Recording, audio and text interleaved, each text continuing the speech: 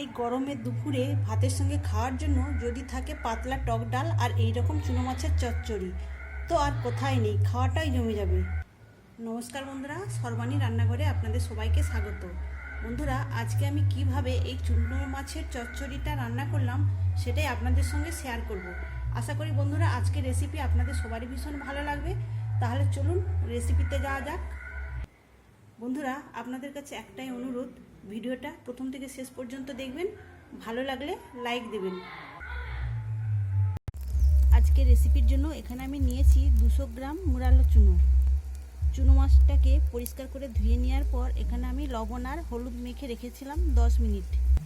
আর নিয়েছি একটা মিডিয়াম সাইজের আলুটাকে আমি এইভাবে সরু সরু করে কেটে নিয়েছি। এখানে নিয়েছি একটা মিডিয়াম সাইজের পেঁয়াজটাকেও আমি এইভাবে কেটে নিয়েছি। আর নিয়েছি একটা মিডিয়াম সাইজের পাকা টমেটোটাও আমি এইভাবে কেটে নিয়েছি।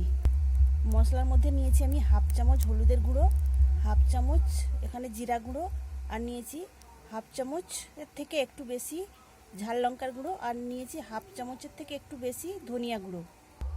এখন আমি রান্নার জন্য চলে যাব উনানে। আজকে রান্নাটা আমি উনানেই করব। এখন রান্নার জন্য একটা কড়াই বসিয়ে তার মধ্যে দিয়ে দিয়েছি 2 টেবিল চামচ সরিষার তেল। তেলটাকে খুব ভালো করে গরম করতে হবে। তেলটা খুব ভালো করে গরম করে নিয়েছি। এখন এই চুনো মাছগুলোকে এই তেলের মধ্যে দিয়ে ভেজে নেব।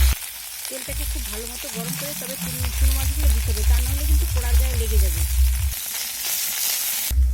যে মশলাগুলো একটা বাটিতে নিয়েছি এর মধ্যে এখন আমি সামান্য জল দিয়ে দেবো।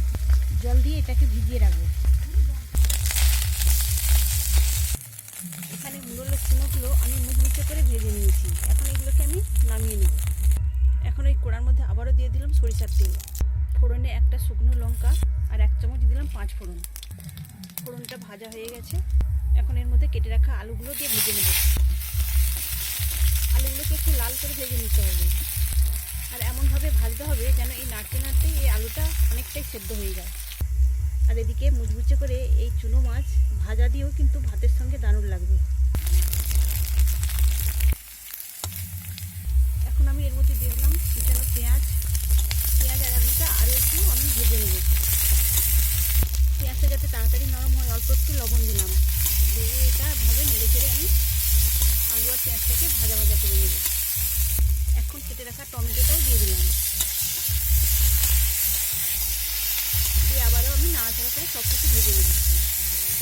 এখানে সব কিছু আমি নাড়াচাড়া করে ভেজে নিয়েছি আর টমেটোটাও নরম হয়ে গেছে আর আলুটাও সুন্দরভাবে সেদ্ধ হয়ে গেছে।